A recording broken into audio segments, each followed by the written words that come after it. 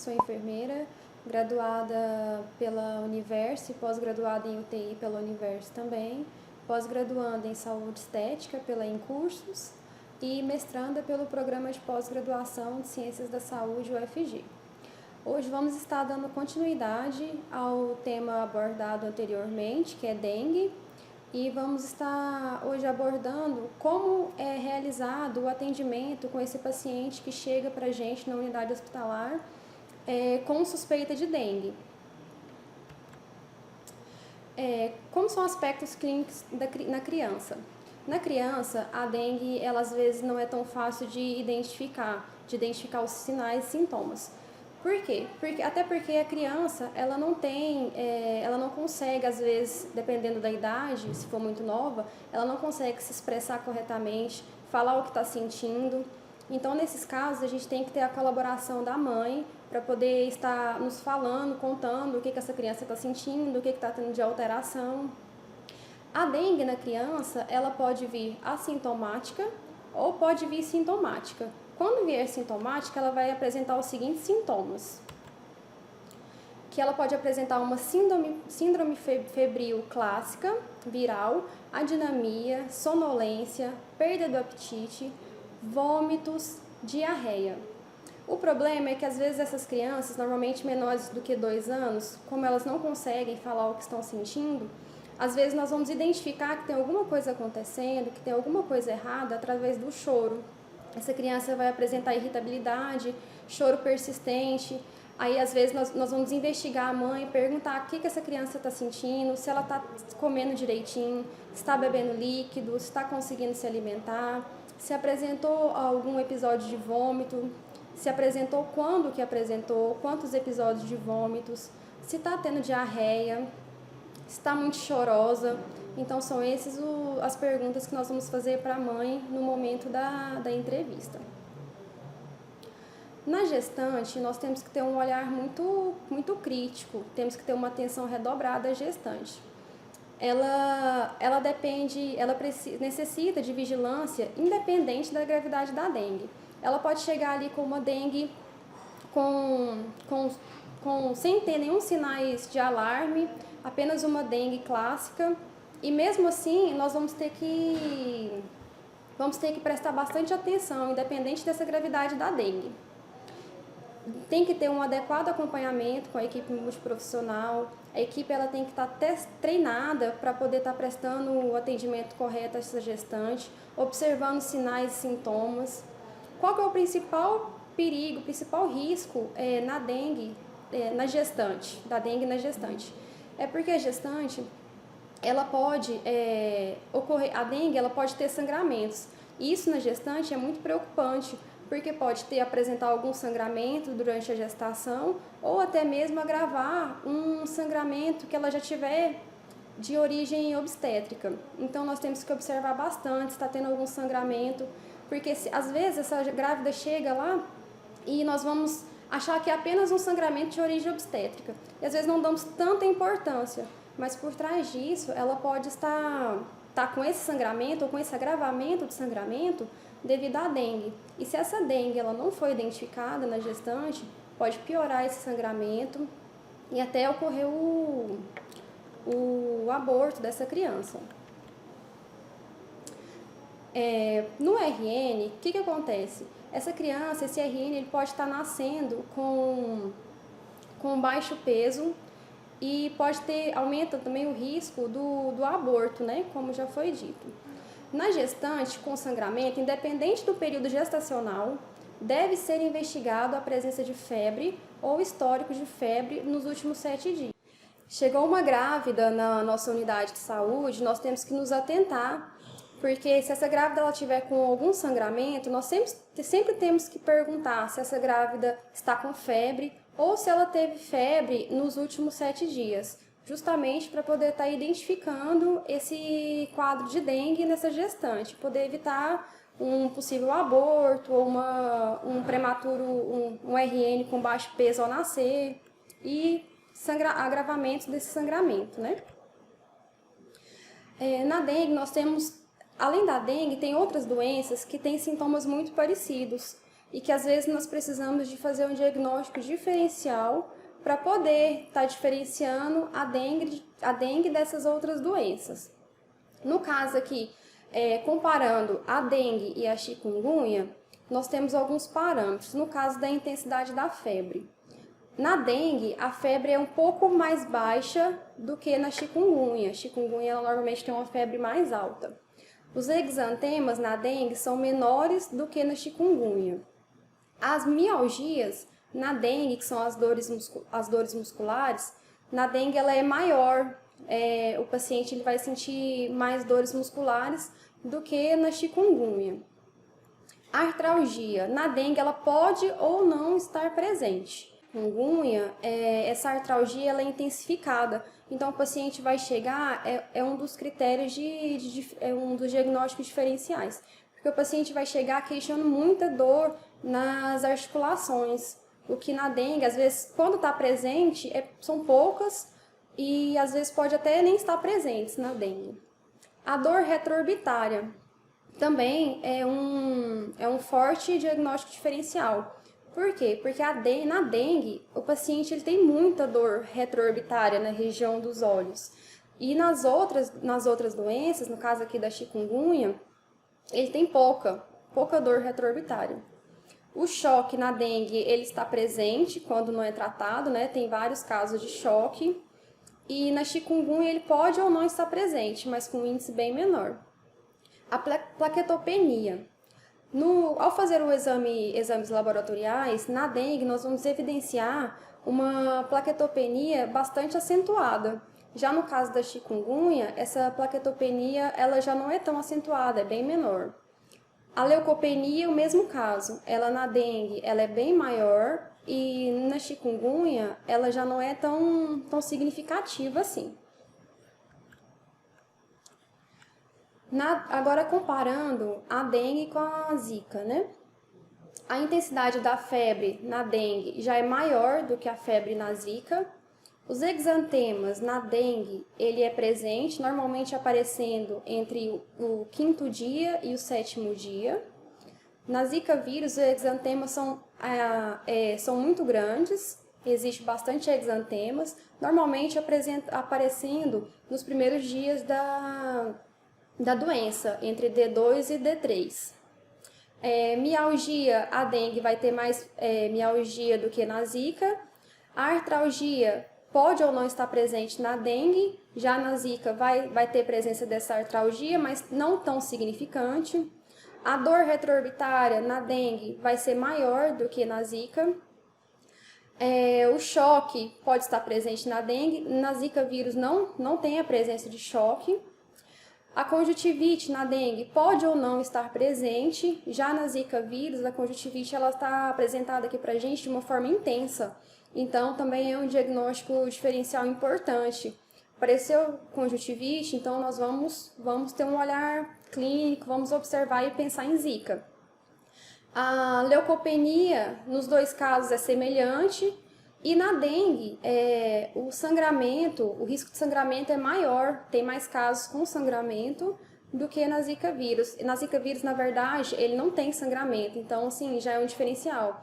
O paciente apresentou dor retroorbitária, o paciente apresentou no exame laboratorial leucopenia e apresentou sangramento, então a gente já descarta zika e já vamos investigar e analisar como dengue. Como nós temos que avaliar esse paciente quando ele chegar na nossa unidade de saúde? Como que deve ser esse atendimento ao paciente suspeito de dengue? Na anamnese, nós temos que fazer algumas perguntas e algumas investigações para poder estar evidenciando esse paciente suspeito de dengue. Devemos pesquisar se esse paciente ele está com febre ou se teve presença de febre, quando que foi o início dessa febre. Temos que ver se o paciente teve algum outro sintoma associado a essa febre, quando que começou esse sintoma. Às vezes, o paciente vai chegar para a gente com um quadro clínico bom, estável, mas às vezes ele pode chegar para a gente já com presença de sinais de alarme. Então, nós temos que saber identificar quais são esses sinais de alarme que esse paciente tem, se tem a presença desses sinais de alarme. Perguntar para o paciente como que está o intestino, para saber se tem alguma alteração gastrointestinal. Às vezes esse paciente pode estar apresentando diarreia, às vezes esse paciente pode estar apresentando sangue nas fezes, então isso tudo tem que ser perguntado durante a anamnese. Perguntar também como que está a diurese desse paciente, se o paciente está tendo diurese, quantas vezes está tendo diurese, se está diminuída, como que está o volume, a cor dessa diurese, é muito importante nós perguntarmos, até para avaliar sinal de desidratação. E também perguntar se tem na família presença de casos com suspeita de dengue ou com confirmação de dengue também, é muito importante. Após a anamnese, nós devemos fazer um exame físico. O que avaliar no exame físico desse paciente suspeita de dengue? Nós temos que ver os sinais vitais, avaliar o nível de consciência utilizando a escala de Glasgow, verificar o estado de hidratação desse paciente, verificar mucosas, verificar a pele, avaliar o estado hemodinâmico, pulso, pressão média, preenchimento capilar, para ver se esse preenchimento capilar, se ele está lentificado ou não, verificar a presença de derrame pleural, de taquipneia, respiração de Kussmaul, pesquisar a presença de dor abdominal, ascite, hepatomegalia, então nós temos que fazer uma palpação nesse abdômen para poder identificar. Temos que investigar e observar também a presença de exantemas e petequias. Às vezes, o paciente vai estar vestido, não vai dar para a gente avaliar o paciente por completo, mas nós vamos perguntar se está aparecendo alguma manchinha vermelha em alguma região do corpo. Observar também manifestações espontâneas, né? Ou provocadas. O que são as manifestações espontâneas? São esses exantemas e petequias que nós podemos observar ou perguntar para o paciente. E as provocadas? Nós devemos, um paciente suspeito de dengue, nós devemos realizar a prova do laço nesse paciente. Como que é feita essa prova do laço? A prova do laço, nós vamos pegar o paciente, vamos aferir a pressão dele. Após aferir a pressão arterial, nós vamos calcular, através de uma fórmula, a pressão média desse paciente. Como que fazemos isso? Vamos pegar a pressão sistólica mais pressão diastólica e vamos dividir por 2, vamos ter uma média da pressão. Vamos insuflar o manguito até o valor médio e manter no adulto o manguito insuflado por 5 minutos e na criança por 3 minutos. Vamos desenhar no antebraço desse paciente um quadrado com 2,5 centímetros de lado e vamos contar as petequias. Normalmente, esse paciente, você vai insuflar o manguito, às vezes no adulto vai dar 3 minutos e já vai começar a aparecer as petequias. Começou a aparecer as petequias, para de insuflar, vamos interromper a prova, porque não precisa chegar até os 5 minutos para fazer a contagem. Como que o resultado desse teste ele será positivo quando? Quando no adulto for aparecer nas contagens, no momento que formos contar o número de petequias, for 20 ou mais petequias, e na criança, se na contagem der 10 ou mais petequias. Aí, nesses casos, o resultado da prova de laço é tido como positivo. No atendimento da dengue, após a gente realizar a anamnese, o exame físico e, em alguns casos, os exames laboratoriais, nós, profissionais da saúde, o médico, ele tem que saber responder a essas perguntas. É obrigação saber responder essas perguntas.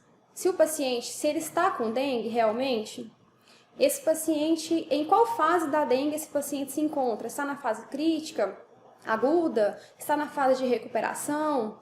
Esse paciente está apresentando ou não sinais de alarme? Quais sinais de alarme esse paciente está apresentando? E esse paciente, ele necessita de hospitalização? Então, nesse momento, depois que o médico ele faz a anamnese, faz o exame físico e, às vezes, quando necessário, exames laboratoriais, ele vai ter que conseguir responder essas questões.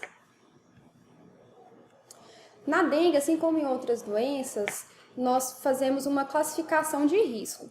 Como que funciona essa classificação de risco?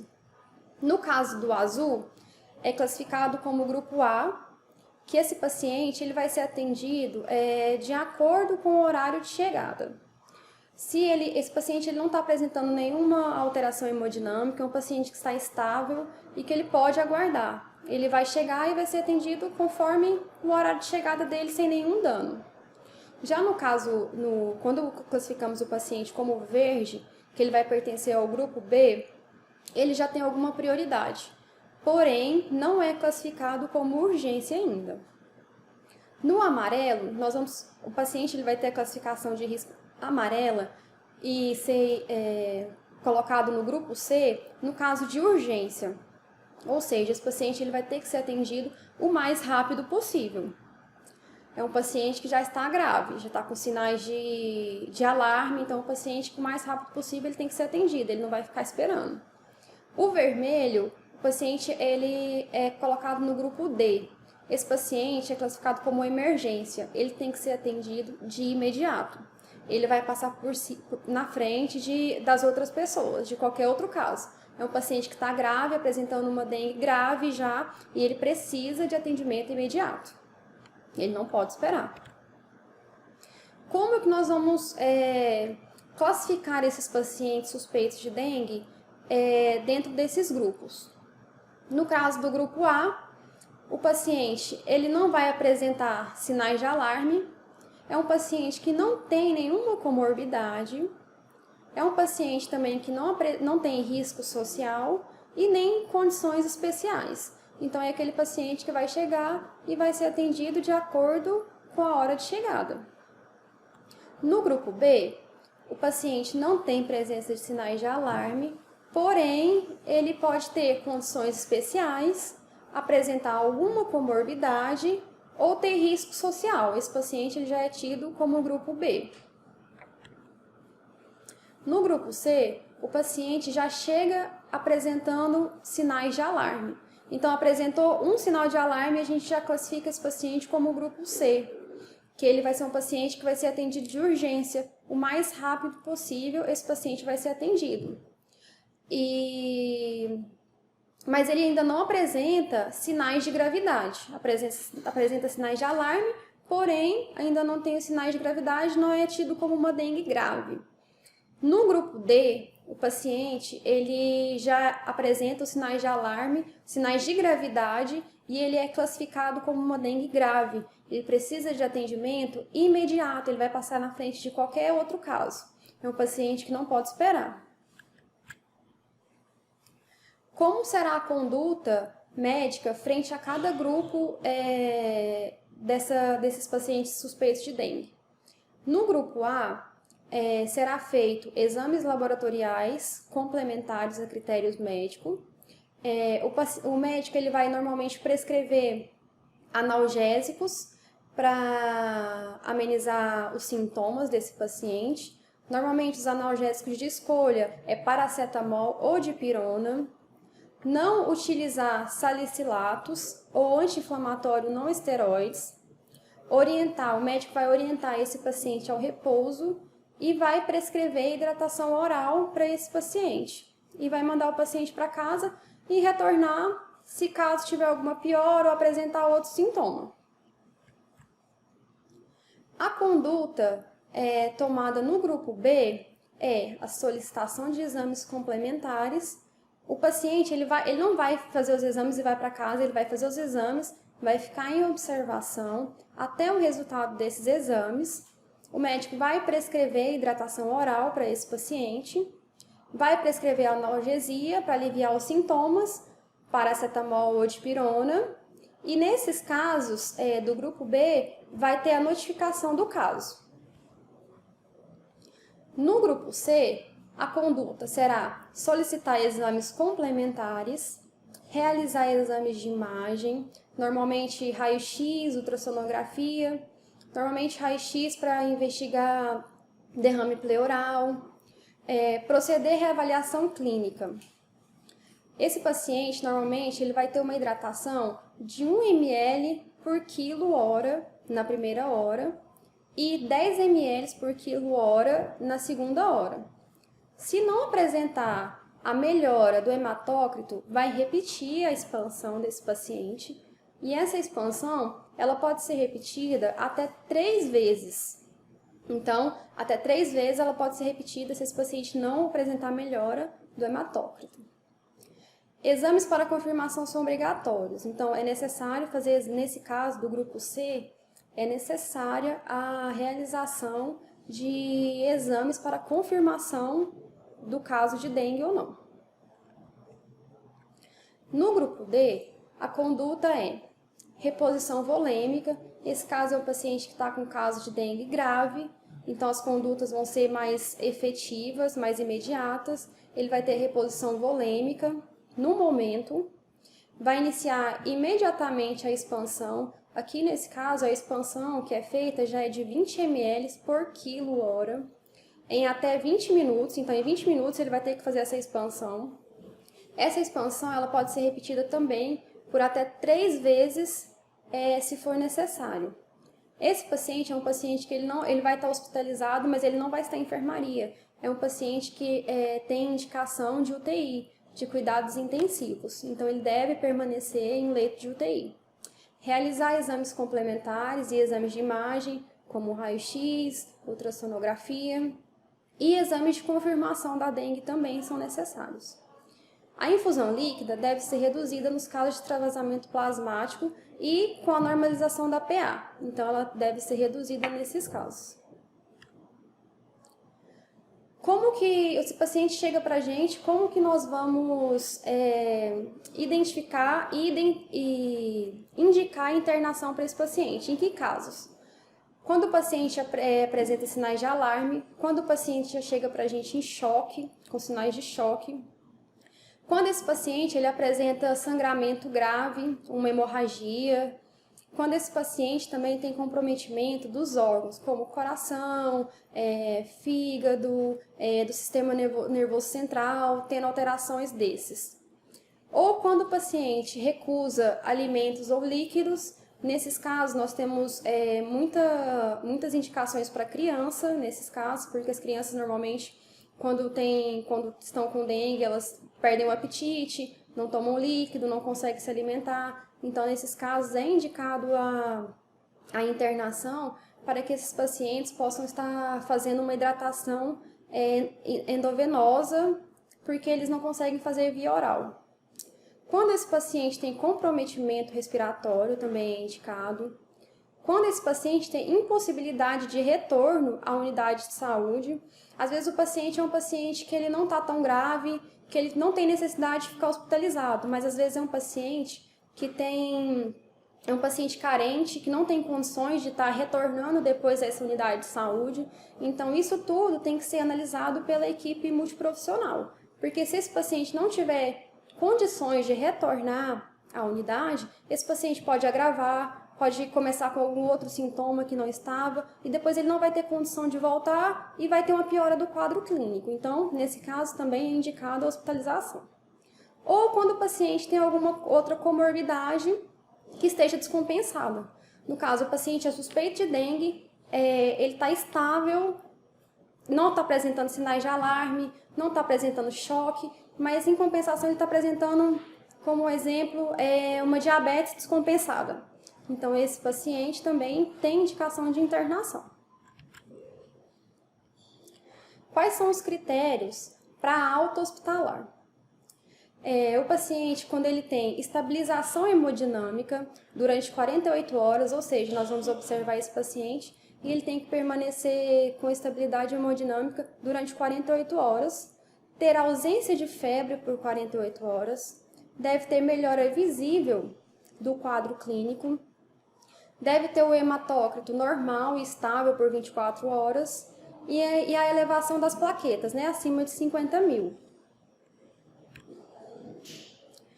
Como que é feita essa classificação do caso? Caso suspeita de dengue. O paciente com caso suspeito de dengue, ele tem os seguintes sintomas. É um paciente que vai apresentar febre e mais 2 sintomas, sendo eles náuseas, vômitos, exantemas, mialgia, artralgia, cefaleia, dor retroorbitária, petequias, prova do laço positiva ou leucopenia. Ou seja, o paciente apresentou febre e mais 2 desses sintomas é um paciente caso suspeito de dengue. Nós classificamos como um caso suspeito de dengue. Caso suspeito de dengue com sinais de alarme, como identificar?